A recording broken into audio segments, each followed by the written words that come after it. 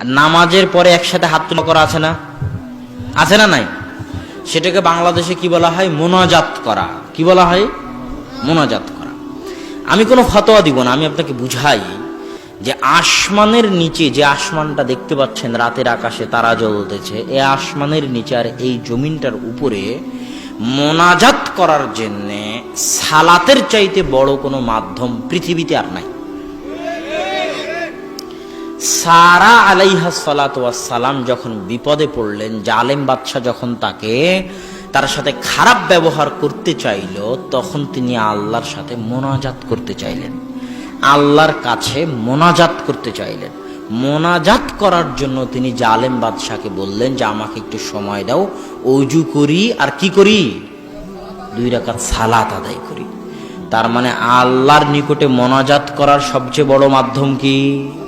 সালাত।